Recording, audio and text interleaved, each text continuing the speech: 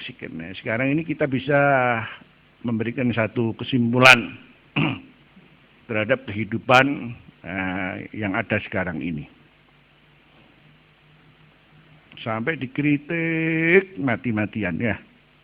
Karena media sudah cukup luas, bisa dilihat di mana-mana. Tapi ya ternyata sama sekali tidak menjadikan perubahan. Satu contoh anggota DPR, orang-orang DPR. DPR sekarang lagi renovasi gedungnya. Itu ya kritikan pedas masyarakat cukup di mana-mana itu. Bayangkan kursi 1 24 juta. Kursi 1 24 juta. Ini terus belum toiletnya, belum ini. Mereka seperti itu, sedangkan rakyat sama menangis. Kritik sana sini. Dikritik sana sini. Ini menunjukkan bagaimana hati ini betul-betul sudah mati sudah. Jadi masyarakat seperti ini kehidupannya, dalam keadaan seperti ini. Kemudian pimpinan-pimpinan yang di DPR itu hidup mewah seperti itu. Dan ini kemudian dibuat jadikan kritikan di mana-mana itu pun tidak ada perubahan sama sekali. Dengan Islam mengajarkan tidak. Jadi kepekaan ini sangat diperlukan ketika kita disebut sebagai seorang yang punya hati. Yang punya hati adalah karena kepekaan. Maka selanjutnya disebut qalbun syakir, selanjutnya disebut qalbun murai, namanya qalbun apa? Banyak apa? Qalbun mu'tabir, qalbun syakir, qalbun apa lagi? Qalbun apa? Murai.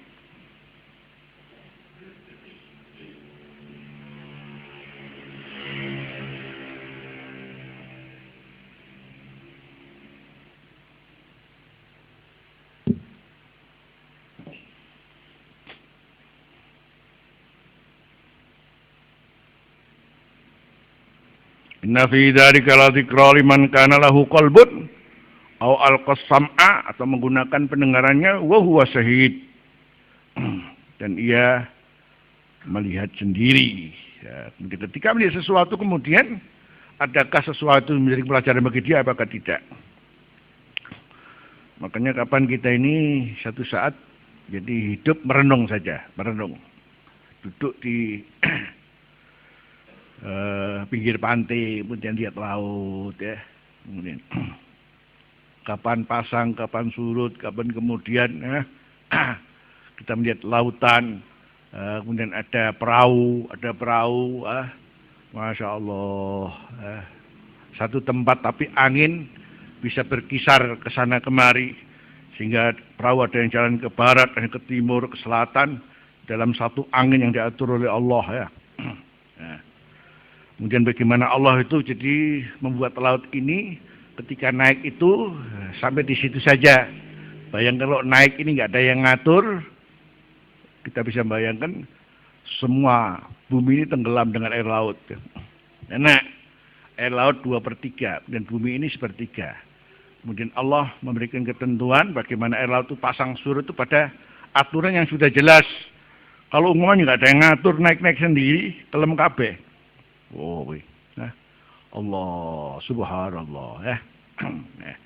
Jadi begini gambarannya. Jadi ini satu gambaran qalbun apa? Tapi kamu lihat ada apa saja. Ada daunan pamannya, Masya Allah, ada hijau, ada kuning, ada ini ya. Ya. So apa sih ngecat iki ya? Allah ya. Nanti selanjutnya wa fi anfusikum afala tubsirun, wa fi anfusikum afala tubsirun. Mikir diri kita sendiri luar biasa. Subhanallah, ada ludah. Ada ludah. Ya. Ada ludah. Di mana sumbernya ludah ini? Ya. Bayangkan kalau nggak punya ludah, terus kita makan, tidak ada pelumasnya. Nah, tapi kita ingin cari di mana ludah ini sumbernya. Mesti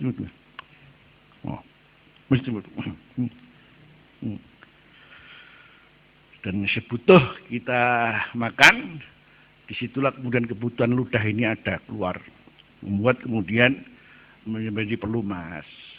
Sebelum itu Allah telah menyiapkan namanya gigi.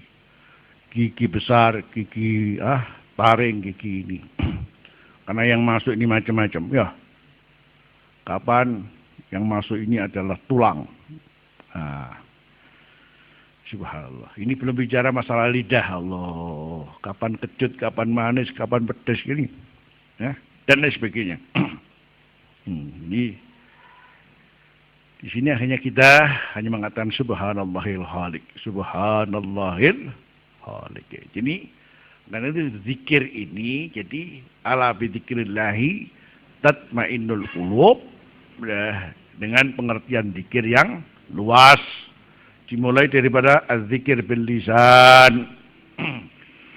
Ini kemudian zikir berupa salat dengan aturan-aturannya dan lain sebagainya. Subhanallah, disitulah kemudian hati ini ketika diagungkan oleh Allah